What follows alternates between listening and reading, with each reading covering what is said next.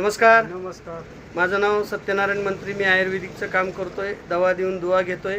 आणि आज असे पेशंट आहेत, त्यांना किती दिवसानं काय त्रास होता आणि किती दिवसानं परेशान होते आणि आपल्या आयुर्वेदिकनं काय फरक पडला. तुमचं नाव सांगा. माझं नाव महामुनी राजाभाऊ. बरं, महामुनी सर, तुम्हाला काय त्रास होता? मला त्रास होता 30 वर्षापासून पित्ताचा त्रास आहे. किती वर्षापासून? 30 वर्षापासून.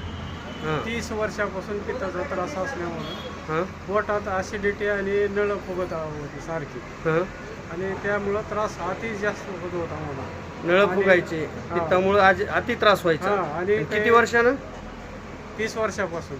बरं, तर आज ही औषधं घेतल्यामुळं अगोदर ते सांगा, काही दवाखाने गोळ्या औषधं केल्या का? बरेच औषधं दवाखाने गोळी. पण 30 वर्षात काही निदान नाही, लागलं पैसे नाही. नाही? बरोबर आहे का? नाही.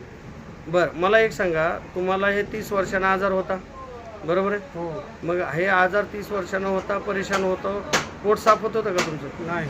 नाही, नळ फुगायचे. पोट गच्च व्हायचे आणि नळ फुगायचे. आणखी काय व्हायचं? आणि पोटात दुखायचं. पोटात पण दुखायचं. उलटी झाली का ते नळ फुगायचे पुन्हा.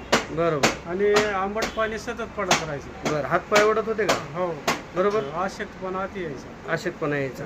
आता मंत्री साहेबाचं आयुर्वेदिक घेतल्यापासून काय फरक पडला आणि किती दिवसात फरक पडलाय? फरक 25% जाणवतं. 15 दिवसाची औषध घेतली होती. तर आता इथून पुढे जर औषधं जर घेतले तर बरंच फरक पडेल असं मला वाटतं. पण 30 वर्षाचा जुनाट आजार आणि एक वंश परंपरागत पित्त चालत आल्यानं मग 15 दिवसात तुम्हाला फरक वाटला, हे पण चमत्कारिक औषध आहे ना? हो.